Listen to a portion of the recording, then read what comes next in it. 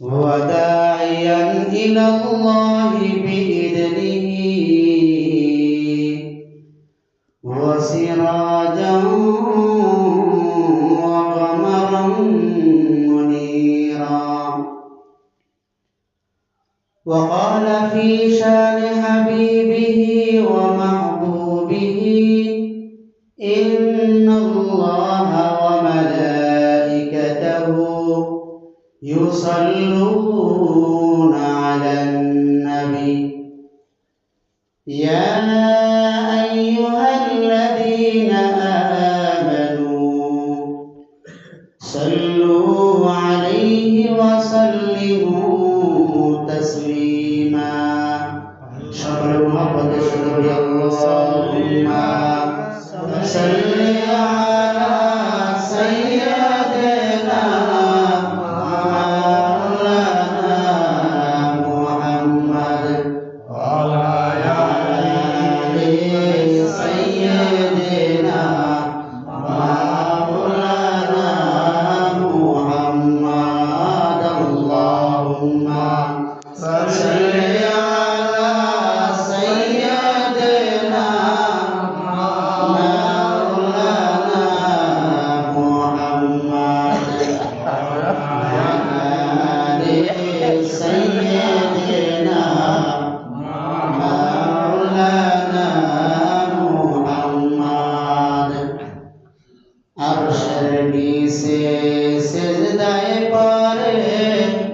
কাঁদবেন নবী জারে জার,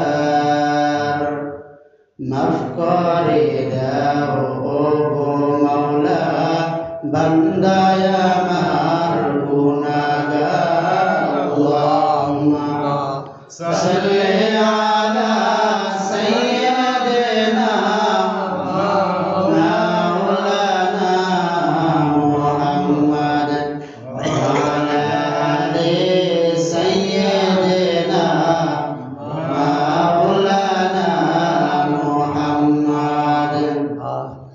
يا صاحب الجمل يا سيد البشر من وجهك المنير لقد نور القمر بلغ العلا بكماله كشف الدجى بجماله حسنت جميع خصاله صلوا عليه وآله بلغ العلا بكماله كشف الدجى بجماله حسنت جميع خصاله صلوا عليه وآله। মুআজ্জাজ মুকাররম সম্মানিত মুসলিম کرام, পর্দার আড়ালে অবস্থানরত আবেদা জাহেদা আমার মা ও বোনেরা, আমরা সকলেই অবগত আছি এই মাসটা চলতেছে রজব মাস। গত জুমা আলোচনা হয়েছে রজব মাসের পয়গম্বর মুহাম্মদুর রাসূলুল্লাহ সাল্লাল্লাহু আলাইহি সাল্লাম কি আমল করতেন সেই বিষয়ে আলোচনা করেছিলাম। রজব মাসের শেষ লগ্নে আমরা পৌঁছেছি। আজকে পবিত্র রজব মাসের 26 তারিখ চলতেছে। আগামীকালকে দিন হলো সম্ভাব্য শবে মেরাজ।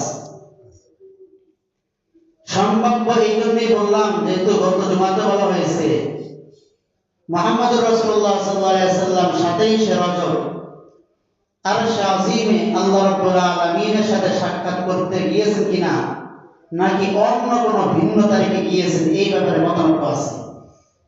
হাদিসের কিতাবে যে মতানৈক্য, ঐতিহাসিক ইতিহাসবিদের মধ্যে মতানৈক্য আছে।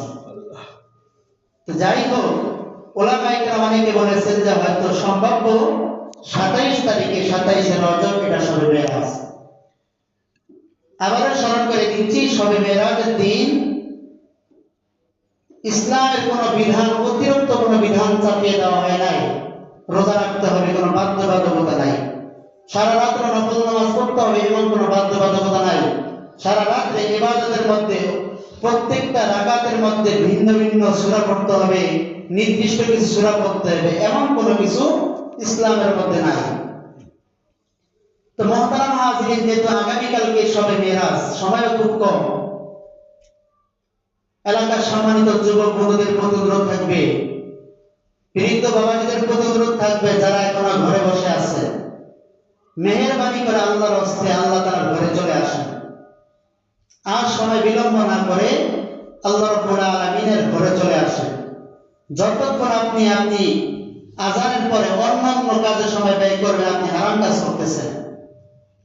তো যাই হোক, আগামীকাল যেহেতু সম্ভাব্য শবে মেরাজ, মুহাম্মদুর রাসূলুল্লাহ সাল্লাল্লাহু আলাইহি ওয়াসাল্লাম শবে মেরাজের কি বর্ণনা দিয়েছেন, পবিত্র কোরআনে কারীমে শবে মেরাজের কথা উল্লেখ আছে কিনা, হাদিসে পাকে শবে মেরাজের কথা উল্লেখ আছে কিনা? বলে হ্যাঁ, পবিত্র কোরআনে কারীমে শবে মেরাজের কথা উল্লেখ আছে, হাদিসে পাকে শবে মেরাজের কথা উল্লেখ আছে। 15 নম্বর পারায় সূরাতুল বনী ইসরাঈলের মধ্যে আল্লাহ রাব্বুল আলামিন প্রথম আয়াত নাযিল করেছেন মুহাম্মদুর রাসূলুল্লাহ সাল্লাল্লাহু আলাইহি ওয়াসাল্লামের শবে মেরাজ সম্পর্কে। আল্লাহ রাব্বুল আলামিন গোটা দুনিয়ার সকল মানুষদেরকে জানান দিচ্ছেন, এই শবে মেরাজ কোনো সাধারণ কোনো শবে মেরাজ না। এই শবে মেরাজের মধ্যে আমি তোমাদেরকে 5 ওয়াক্ত নামাজ হাদিয়া দিয়েছিলাম। দ্বীন ইসলামের সবচেয়ে গুরুত্বপূর্ণ বিষয় হলো নামাজ, একেবারে ঈমানের পরে এই নামাজটা হাদিয়া দিয়েছেন আল্লাহ রাব্বুল আলামিন, উপহার দিয়েছেন শবে মেরাজের দিন।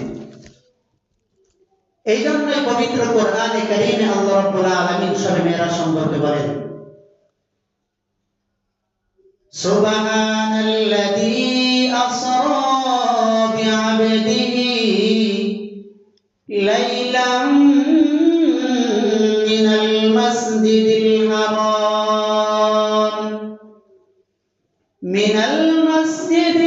হারাম ইলাল মাসজিদিল আকসা الذي باركنا حوله لنريه من آياتنا إنه سميع بصير। শবে মেরাজ সম্পর্কে পবিত্র কোরআনে কারীম বর্ণনা দিচ্ছেন। পবিত্র কোরআনে কারীমের আয়াতের অর্থ হলো সুবহানাল্লাযী আসরা, ওই মহান সত্তা যিনি পাক ও পবিত্র, সেই মহান সত্তা আল্লাযী আসরা বিআবদিহি, যিনি তার বান্দাকে ইসরা করিয়েছেন, নিয়ে গিয়েছেন।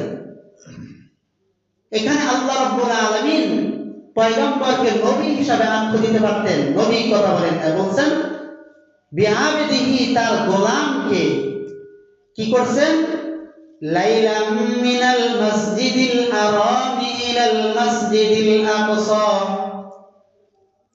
এখানে আল্লাহ রাব্বুল আলামিন বলেন লাইলাম মিনাল মাসজিদিল, মিন শব্দকে উল্লেখ করে বলেন সম্পূর্ণ রাতে আমি আমার বন্ধুকে আমার কাছে নেই নাই। মিন শব্দটাকে আরবি পরিভাষায় বলা হয় মিরে তাবিজিয়া, মানে রাত্রের কিছু অংশে আমি আমার বন্ধুকে আমার সাথে সাক্ষাতের জন্য নিয়ে গিয়েছি।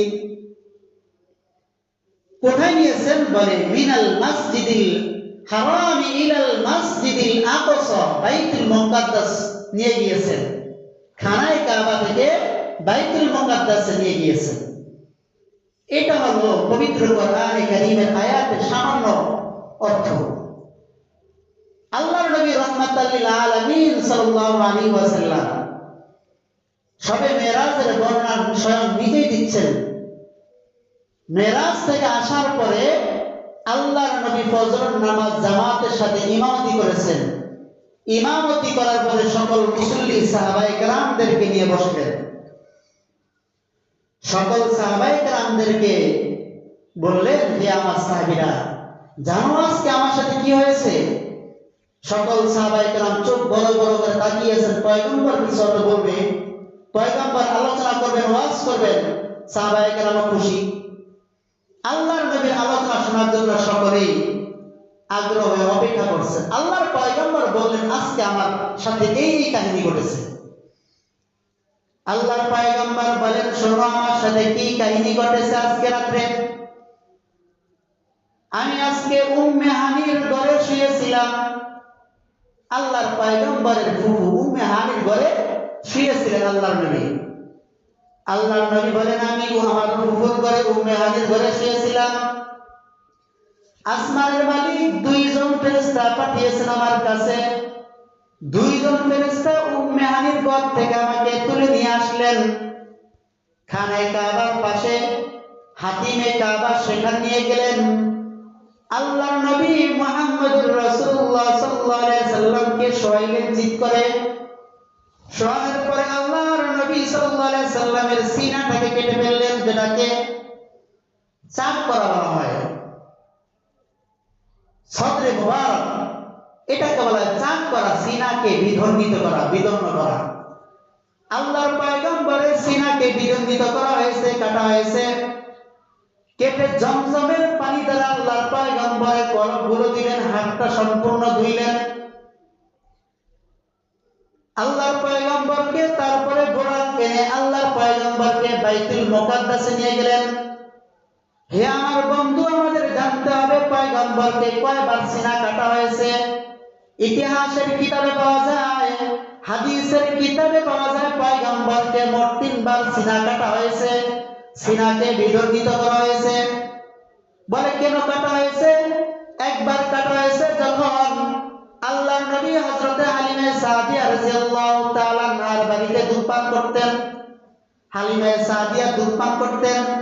তার দুধ ভাই তাহার সাথে জঙ্গলায় গেলেন খেলাধুলা করার জন্য, ছাগল পালার জন্য।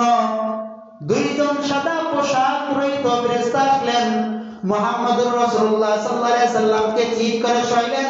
আল্লাহর নবীর সিনা মুবারক কেটে সেখান থেকে কলবগুলো বের করে জমজমের পানি দ্বারা ধুইলেন। দ্বিতীয়বার পয়গম্বর যখন যৌবনকাল হয়েছে, ওই সময় পয়গম্বরকে নির্জন জায়গায় নিয়ে পয়গম্বরের সিনাকে কেটে তার সিনাগুলোকে জমজমের পানি দ্বারা ধৌত করা হলো। তৃতীয় নম্বর যখন আল্লাহ তাআলার সাথে সাক্ষাৎ করতে যাবেন আল্লাহ পয়গম্বর, ওই সময় পয়গম্বরকে সিনা মোবারক কাটা হয়েছে। এখন প্রশ্ন হলো, হুজুর শিশু অবস্থায় কেন কাটা হয়েছে? বলে এই জন্য, যখন কোন একটা বাচ্চা ছোট থাকে তখন তার মধ্যে বিভিন্ন বাচ্চা সুলভ আচরণ থাকে। একটা বাচ্চা দৌড়াদৌড়ি করে, ফালাফালি করে, রং তামাশা করে। পয়গম্বর থেকে আল্লাহ তাআলা সকল প্রকার বাচ্চা সুলভ আচরণকে উঠিয়ে দেওয়ার জন্য সিনা চাক করেছেন। দ্বিতীয়তে পয়গম্বর যখন যৌবনকাল হয়েছে, ওই সময় পয়গম্বরের সিনাকে এই জন্য বিদন্ন করা হয়েছে, যেন একজন নওজোয়ান যুবক যখন বালেগ হয়, আকেল বালেগ হয়, যৌবনে উপনীত হয়, তখন তার মধ্যে বিভিন্ন ধরনের যৌন আকাঙ্ক্ষা থাকে, পাক কাজে লিপ্ত হওয়ার বিভিন্ন যৌন আকাঙ্ক্ষা থাকে। পয়গম্বর থেকে সকল প্রকারের যৌন আকাঙ্ক্ষাকে উঠিয়ে দিলেন। তৃতীয় নাম্বার, যখন পয়গম্বর আসমানের মালিকের সাথে সাক্ষাৎ করতে যাবেন, ওই সময় পয়গম্বরের সিনাকে কাটা হলো। সিনাকে কেটে হাতগুলো ধোয়া হলো, সকল প্রকারের কলবগুলোকে দিয়ে আল্লাহ তাআলার সাথে সাক্ষাৎ করতে দিলেন। যারা চাঁদের দেশে যায়, যারা মঙ্গল গ্রহতে যায়, তখন তাদেরকে বিভিন্নভাবে তাদেরকে প্রশিক্ষণ দেওয়া হয়। কারণ চাঁদের দেশ সবার জন্য উপযুক্ত না, সেখানে আবহাওয়া সকলের জন্য উপযুক্ত না, সকলে সেখানে যাওয়ার যোগ্য না। চাঁদের দেশে যারা যায় তাদেরকে যোগ্য করে তোলা হয়। কি কি তাদের মধ্যে লাগবে, আবহাওয়া যেন খারাপ না হয়, সেগুলো তাদের মধ্যে ব্যবস্থা করে দেয়। ঠিক পয়গম্বর যাবেন আসমানের মালিকের সাথে সাক্ষাৎ করতে, এই জন্য পয়গম্বরের মধ্যে এক প্রকারের শক্তি সৃষ্টি করে দিয়েছেন, যোগ্যতা সৃষ্টি করে দিয়েছেন, যেন আল্লাহ তাআলার সাথে কথা বলতে গেলে আল্লাহ তাআলার কথা শুনে আল্লাহর পয়গম্বর বেহুশ না হয়ে যায়, আল্লাহ তাআলাকে দেখতে গিয়ে যেন বেহুশ না হয়ে যায়। এই জন্য একটা যোগ্যতা ভিতরে ঢুকিয়ে দিলেন, পাওয়ার ঢুকিয়ে দিলেন। মুহতারাম হাজিরিন, যা বলতেছিলাম, দুইজন ফেরেশতা আসলেন, বোরাক নিয়ে পয়গম্বরকে নিয়ে গেলেন। প্রথমে পয়গম্বর বোরাকে আরোহণ করলেন। আরোহণ করার পরে আল্লাহর পয়গম্বরকে বাইতুল মুকাদ্দাস কাছে নিয়ে গেল, যেটা পবিত্র কোরআনে কারিমে বলেন আল্লাযী আসরা বিআবদিহি লাইলাম মিনাল মাসজিদিল হারামি ইলাল মাসজিদিল আকসা। আল্লাহ তাআলা বলেন, দুনিয়ার মানুষ, আমি আমার বন্ধুকে খানায় কাবা থেকে বাইতুল মুকাদ্দাস ফিলিস্তিনে নিয়ে গেলাম। ফিলিস্তিন আমার একটা জায়গা, যেই জায়গাটা হলো আম্বিয়া কেরামদের জায়গা। কাদের জায়গা বলেন? আওয়াজ করে বলেন, কাদের জায়গা? আম্বিয়া কেরামদের জায়গা। সেখানে পয়গম্বরকে উপস্থিত করানো হলো।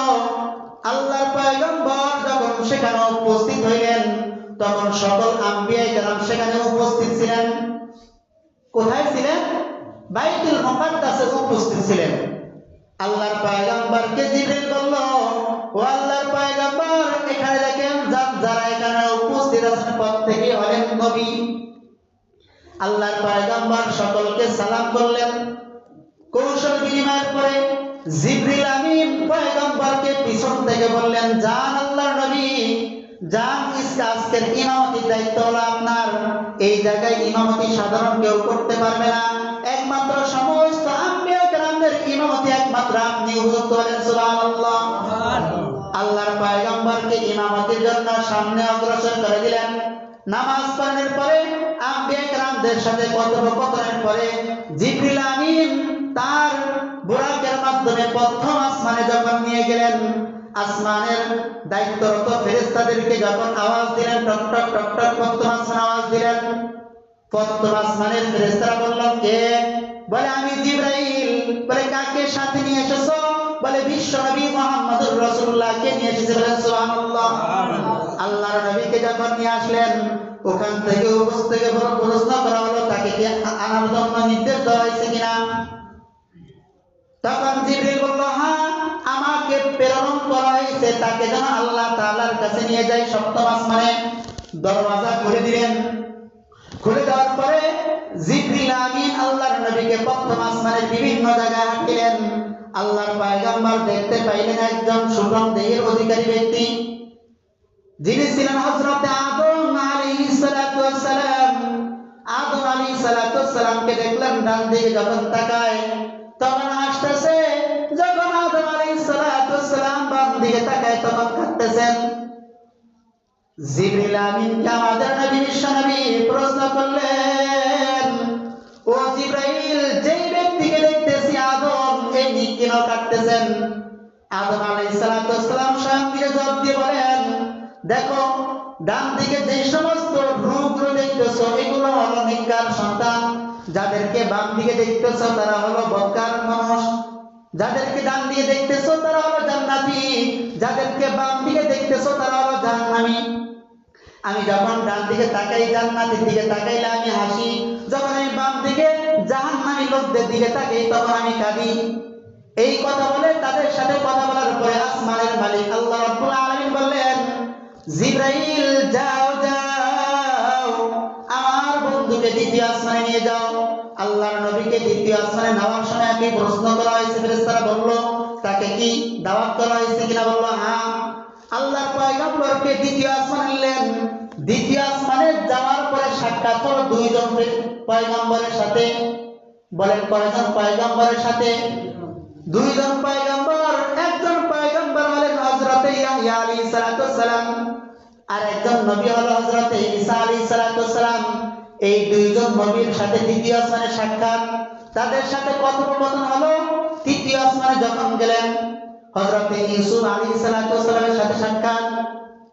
আল্লাহর নবী বলেন, আমি যখন ইউসুফকে তৃতীয় আসমানে দেখলাম তখন তাহার দিকে তাকিয়ে ভাবলাম গোটা পৃথিবীর অর্ধেক সৌন্দর্য হযরত ইউসুফকে দেওয়া হয়েছে। সুবহানাল্লাহ, সুবহানাল্লাহ। ইউসুফকে দেওয়া হয়েছে। তৃতীয় আসমানের থেকে যখন আল্লাহর পয়গম্বর চতুর্থ আসমানে উঠলেন তখন সাক্ষাৎ হলো হযরত ইদ্রিস আলাইহিস সালামের সাথে। তারপরে যখন আল্লাহর নবী পঞ্চম আসমানে উঠলেন সেখানে সাক্ষাৎ হলো হযরত হারুন আলাইহিস সালামের সাথে।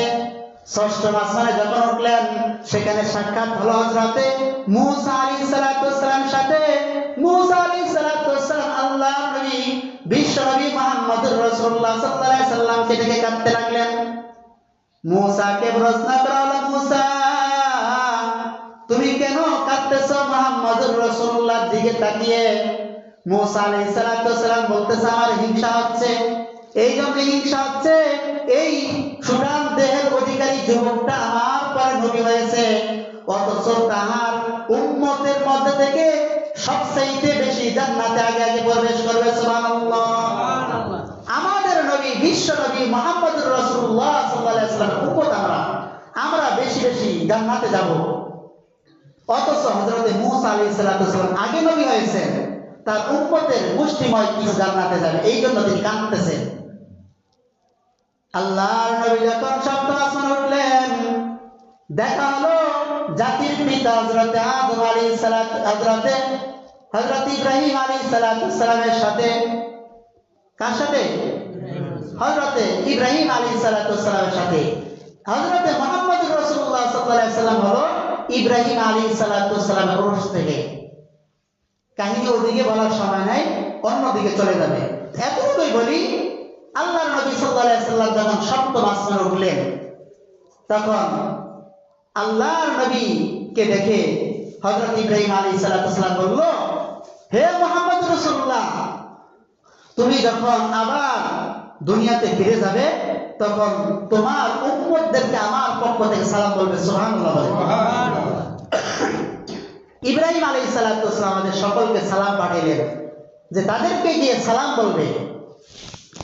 মুহতারাম হাজরিন, হযরত ইব্রাহিম আলাইহিস সালাম যেই জায়গাটায় থাকেন সপ্তম আসমানে, সেই জায়গাটাকে বলা হয় বাইতুল মামুর।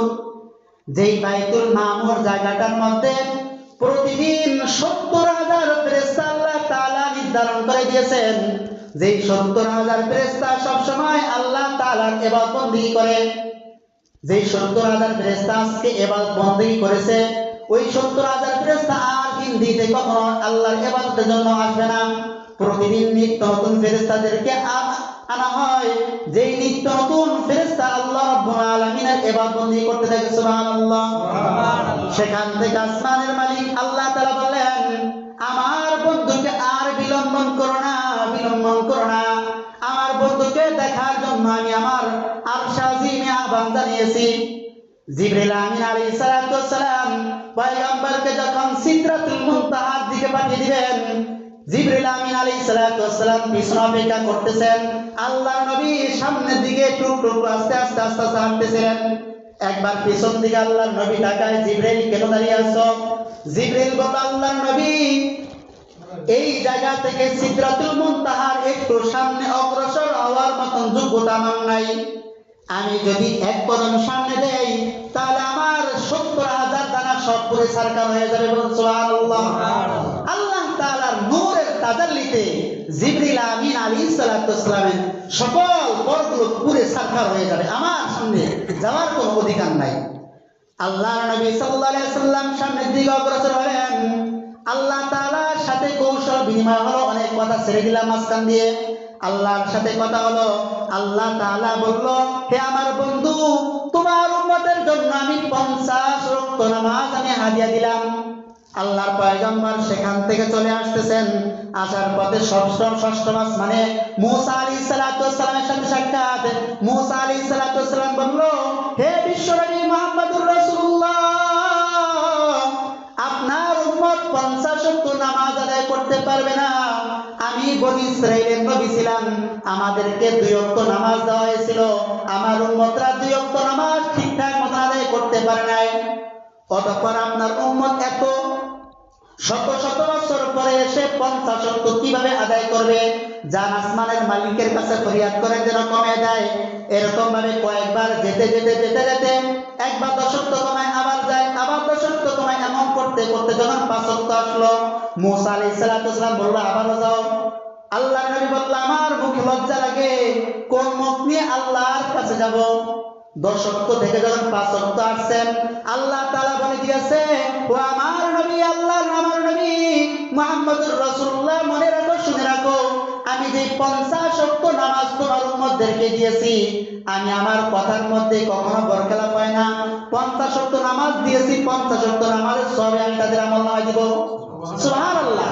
5 ওয়াক্ত আদায় করলো, আসমানের মালিক 50 ওয়াক্ত নামাজের সব আমলনামায় দিয়ে দিবেন। মুহতারাম হাজিরিন, আলোচনা লম্বা, কিন্তু আপনারা দেরিতে আসার কারণে কথা বলতে কষ্ট হয় না। আগে চলে আসলে কথা বলতে ভালো হয়। এই সংক্ষিপ্ত সময় মেরাজের মতন বিস্তারিত আলোচনা করা কোনোভাবেই সম্ভব না, এই জন্য তাড়াহুড়া করতেছি। মুহতারাম হাজিরিন, বলতেছিলাম সপ্তম আসমান থেকে যখন আসলেন, আস্তে আস্তে যখন আল্লাহর পয়গম্বর প্রথম আসমানে চলে আসলেন, প্রথম আসমান থেকে যখন খানায় কাবায় চলে আসলেন, ফজরের নামাজ আদায় করলেন। ফজরের নামাজ আদায় করার পরে সাহাবায়ে কেরামদেরকে বললেন, ও আমার সাহাবীরা শুনে রাখো, আসমানের মালিক তোমাদেরকে হাদিয়া স্বরূপ 5 ওয়াক্ত নামাজ দিয়েছে। কয়েক নামাজ দিয়েছে? 5 ওয়াক্ত নামাজ হাদিয়া দিয়েছে। যখন সমস্ত কাহিনী সাহাবায়ে কেরামদের সামনে আমি যেভাবে বললাম সেভাবে খুলে বললেন, মক্কার কাফের দূরে থেকে শুনে ফেলল।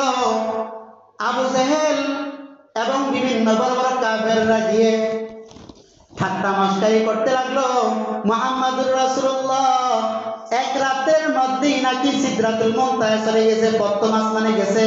এখান থেকে বাইতুল মুকাদ্দাস, বাইতুল মুকাদ্দাস থেকে প্রথম আসমান, দ্বিতীয় আসমান, তৃতীয় আসমান, সপ্তম আসমানে গেছে।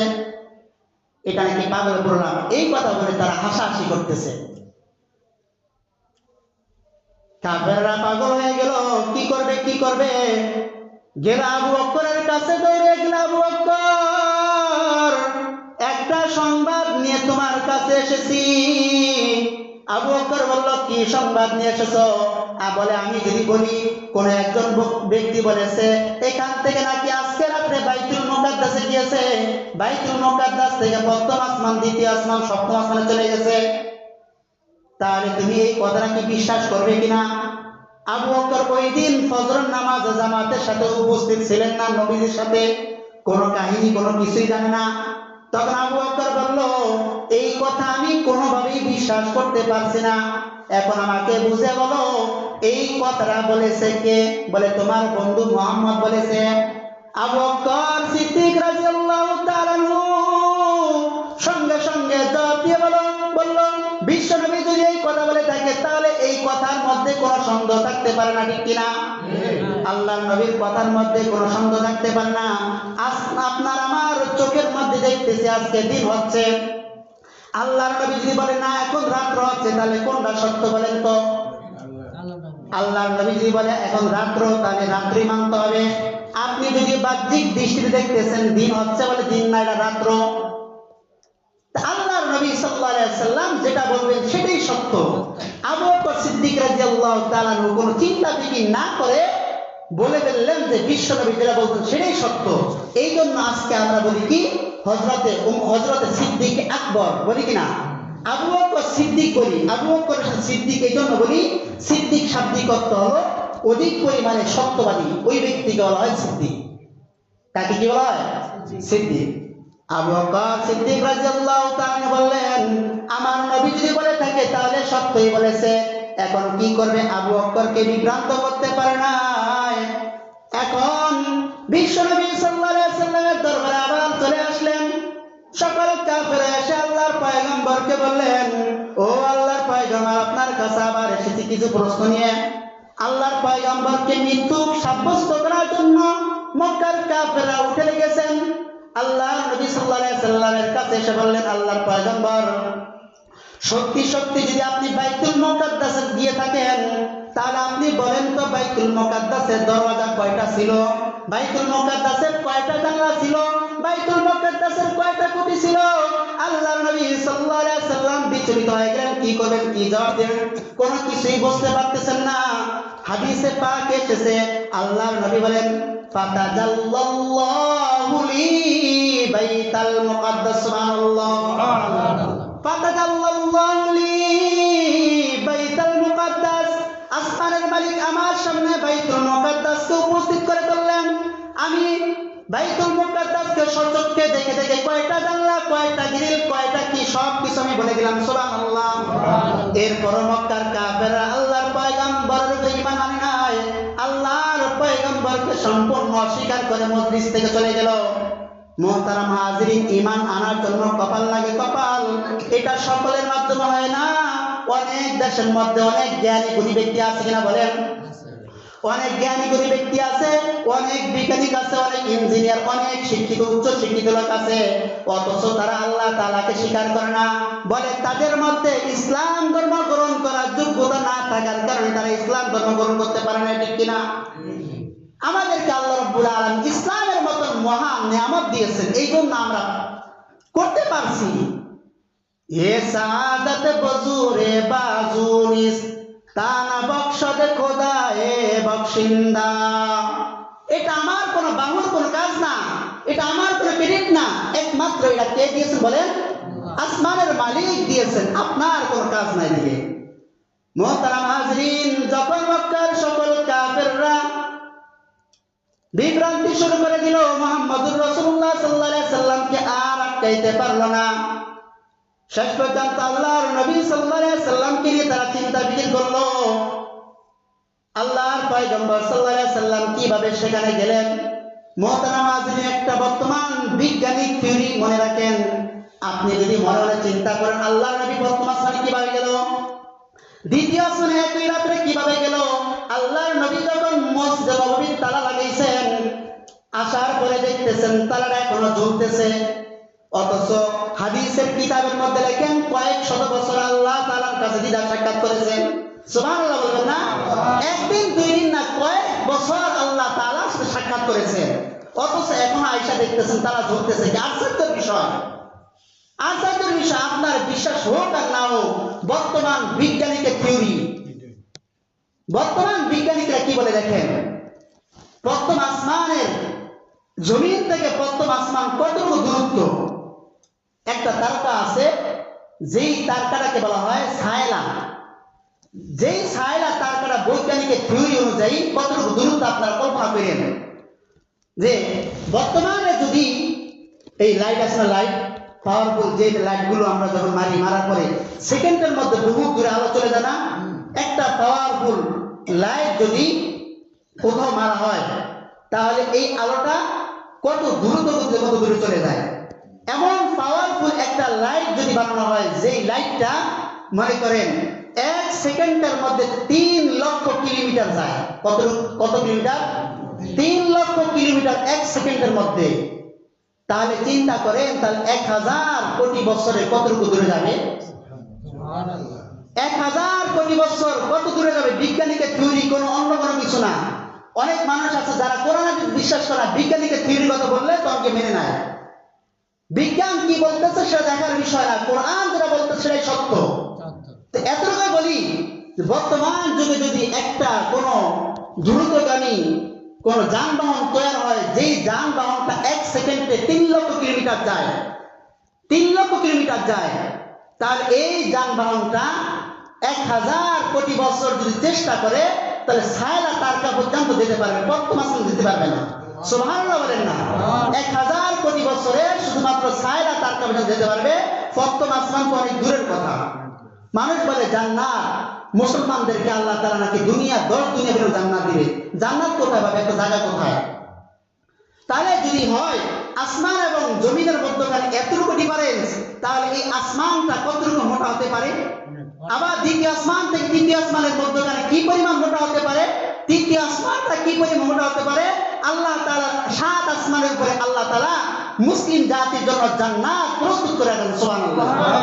এই জায়গায় হলো মুসলমানদের জন্য জান্নাত প্রস্তুত করে রেখেছে। তাহলে কল্পনা করা যায় আসমানের মালিক আমাদের জন্য কত নাজ ও নিয়ামত প্রস্তুত করে রেখেছেন।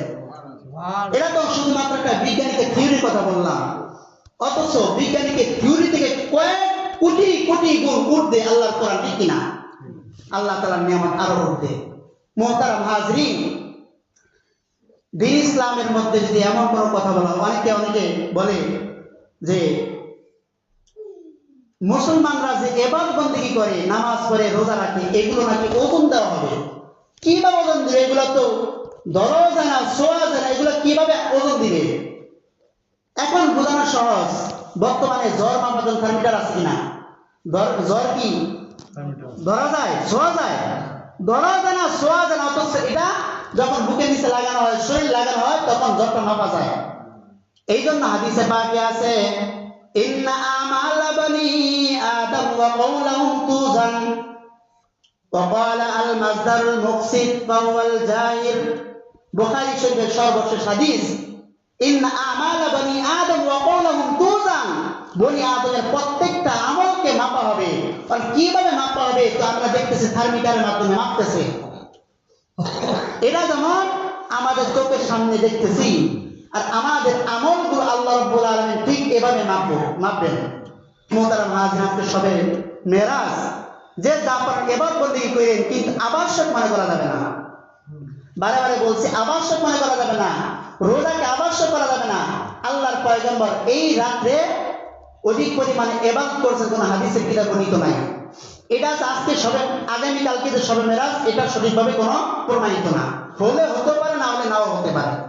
এই দিন উল্লেখযোগ্য কোনো বিধান ইসলামের মধ্যে নাই। সমাজ মুসলিমের দ্বারা সময় শেষ, আমরা যখনই আসবো একটু আগে আগে আসার চেষ্টা করবো ইনশাআল্লাহ। কারণ আপনারা উপস্থিত না থাকলে কথা বলতে পারবো না, কথা বলতে ভালো লাগে না। যে কথা বলে কথা বলার কত কষ্ট, এটা আপনারা বুঝবেন না। এই জন্য আগে আগে চলে আসবো আল্লাহর রাস্তে। কারণ আপনারাই যদি শুক্রবার একটা দিন সময় না দিতে পারেন, এটা আমাদের হতভাগা। অথচ কোরআনে কারীম আমাদেরকে নির্দেশ দিয়েছেন জুমার আযান হওয়ার পরে